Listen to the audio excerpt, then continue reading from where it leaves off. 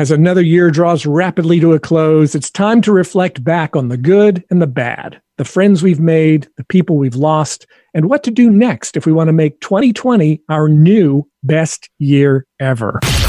Increase sales, improve margins, and grow your business. Guaranteed. TopSecrets.com. Now, David Blaise. Hi, and welcome to the podcast. Today, co-host Chris Templeton and I will float a few ideas that you can use to make 2020 your best year ever. Welcome back, Chris. Hi, David. Thanks for having me. Let's talk a little bit about this because I've always thought about it in terms of growth of the economy. When is it ever too much? When do we say as a business, gee, I've got to where I want to be and I don't need to make the year better than last? Is that realistic to have those kind of expectations? That's a good question. I don't know. I imagine there are people who get to a point where they're doing the type of business they want to do. They don't really feel the need to grow. But even in those situations, if you just want to maintain, you tend to have a growth mindset anyway, because there are going to be clients that are going to go away. There are going to be clients that go elsewhere or something happens. So I think in business, if you're going to remain in business, there is always a process that involves thinking in terms of next steps, thinking in terms of advancement, thinking in terms of replacing clients who are no longer with you and that sort of thing. And there are some people who are more motivated than others. There are some who want to start out the new year and they're like, okay, I want to double my business in the next year. And there's some people who say, I'd like to maintain the business I have. I don't really want to grow anymore because I'd have to hire more people. And it's an individual thing. So for different business owners, for different salespeople, the mindset is going to be different. The approach is going to be different. But just thinking in terms of what does that even mean to me? In other words, my best year ever might not have anything to do with the volume of sales I do. Maybe it has more to do with spending more time with my family. Maybe it has to do with spending more time with my friends. So your best year ever is going to be different than my best year ever or somebody else's best year ever. And that's going to be part of what we need to identify is what does that even mean for you? And as I said at the beginning of the podcast, making it your new best year ever. Because ideally, each year, we always want our next year to be better than the last. That sounds like an Irish blessing or something. You know, may your next year be better than your last. I don't know. Seems like it should be if it's not.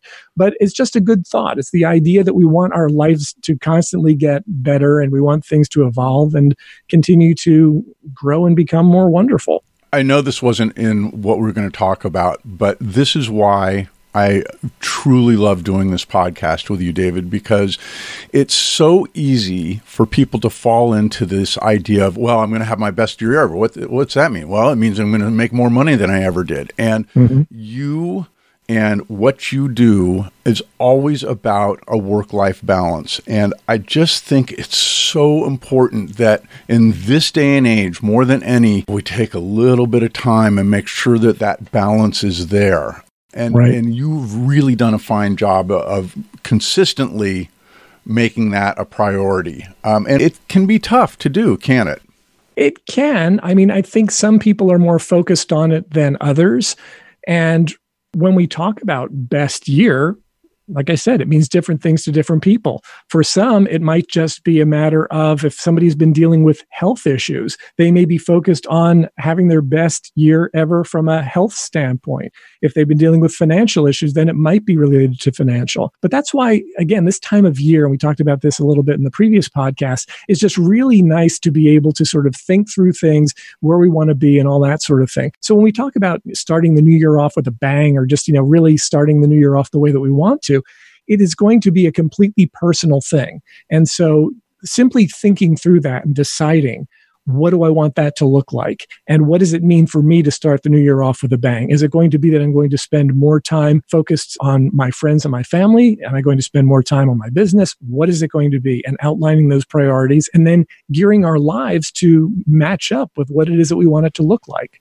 And I just think it's so important and it can't be understated enough. And I think that the other thing to keep in mind about this is, as we talked in the previous podcast, this is a great time to really think about where you'd like to be. What would feel good? How would that work-life balance look like? How would I like my time with my family and friends to be in the coming year? And how can my business support that? Yeah.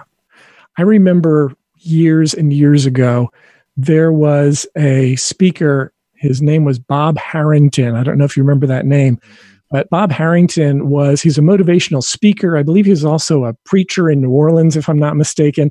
And he used to talk about 6 areas of life and finding the balance there. And the 6 areas of life that he talked about were physical, mental, spiritual, and then social, financial, and family. And saying if you can find balance among those 6 areas, you're going to have a much better life. And so as you approach the new year and you think in terms of those things, okay, what do I want to do physically? Do I want to do something as far as whatever, losing weight or getting more fit or taking more action? Do I want to start walking or running or exercising or doing something like that? What do I want to do from a physical standpoint? And then what do I want to do from a mental standpoint? Do I want to read more? Do I want to focus on developing some other aspect of my thought processes? Do I want to become more positive? What do I want to do from a mental standpoint? So from a spiritual standpoint, this is also different for different people. It could be something that's religious based, or it could simply be about your own internal spirit, the way that you internalize the world, the way that you see things. And what does growing spiritually mean to you? Because it's something different for everyone. A lot of people, particularly in business, think in terms of sort of having to refresh the spirit every now and then, just to stay in the zone, to stay motivated, to stay focused. So what does that look like for you? So if you're looking to start the new year off with a bang from a spiritual perspective, what does that mean? Beyond that, then we go to social. Who am I going to interact with? Who am I going to choose not to interact with? Who do I want to spend more time with? Who do I want to spend less time with?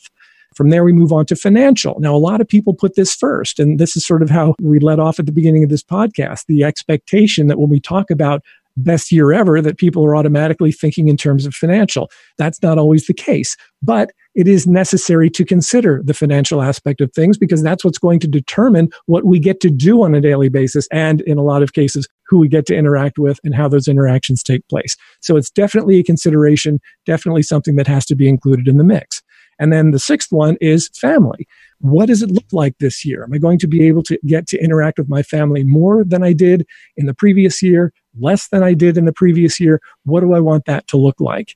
And of course, when we come to the end of a year, we think in terms of the people that we've lost. And it's very likely that there are people listening to this podcast now who might have lost a person or two who was very important in their lives over the past year. I know that's been the case in our family, and it's probably been the case in a lot of other people's families as well. And it happens year after year, right? And the older we get, the more often it happens. So when we think about what that means to have the kind of life we want to live the kind of life we want to live, it really generally touches on each of those 6 areas. So when you're able to focus on those, you've got a great opportunity for growth. And again, I'm just going to harp on this one. This is about where you want to be. And I think it's very easy to look at these things and say, my kids are driving me crazy. Well, let's talk about how you want that relationship with your kids to be. Physically, is it about losing weight or is it about feeling good physically? And I would really encourage people to shift their perspective from the problems of these 6 areas to what you'd like the solutions to be and how to get there. What do I need to do to get to a place where I feel better about all of these things, including financial, by the way. And I think so much of what we look at in these realms of the things that we want to do, financial more than anything is about bringing us freedom to be able to do the things that we want to do, whether it's with family or socially and even spiritually, having the time to do the things that are important to us. And I think it's so easy to forget about those things. And this is great. This is from Bob Harrington, and he was a preacher, right, David?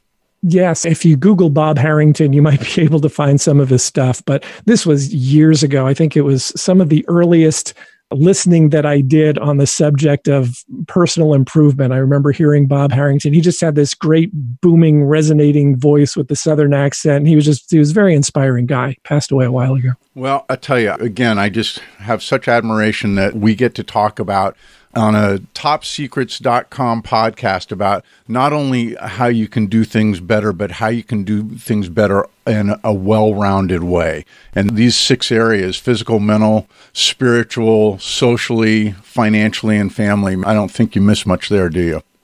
It really covers a lot of areas. I think it's one of the reasons that it stayed with me all these years.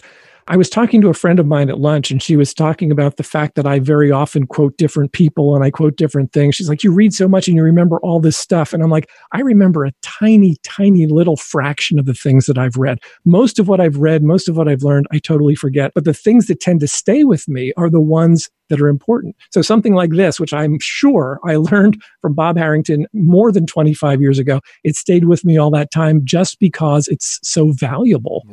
Right, exactly. Well, and it is valuable. Okay, so let's talk about what are the things that we think listeners can do to make 2020 the most well-rounded definition of their best year ever.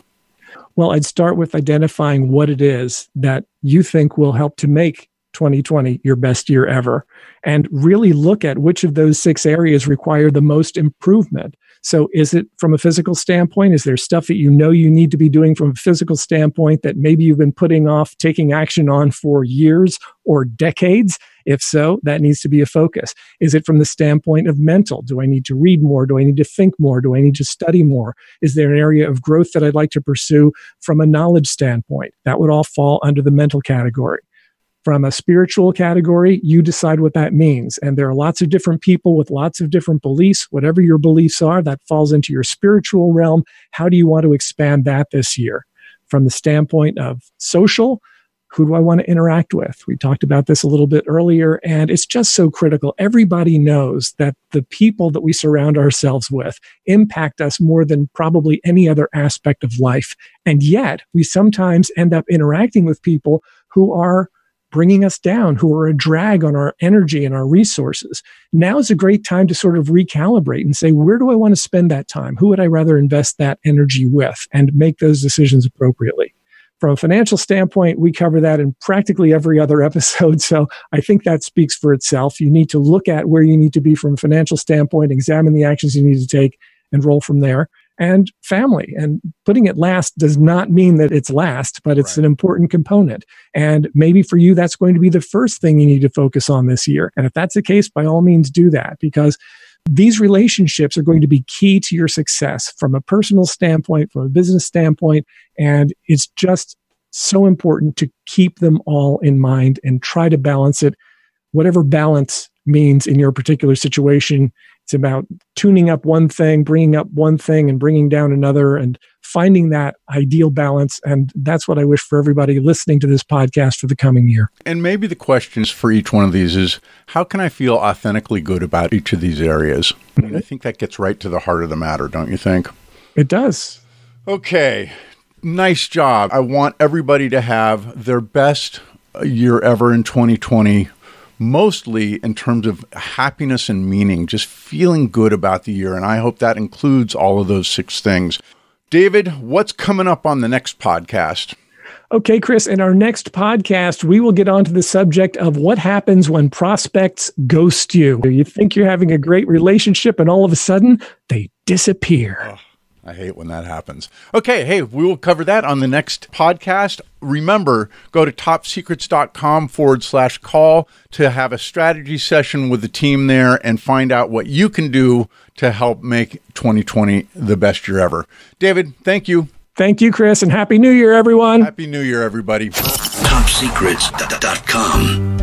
If you're tired of flat or declining sales and losing business to your competitors, be sure to check out my latest web presentation entitled Programming Clients to Choose You.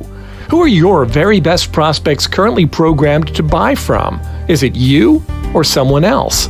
If you want it to be you, visit topsecrets.com/choose and register for the free presentation now. That's topsecrets.com/choose. Increase sales, improve margins, and grow your business. Guaranteed. Top Secrets. Topsecrets.com.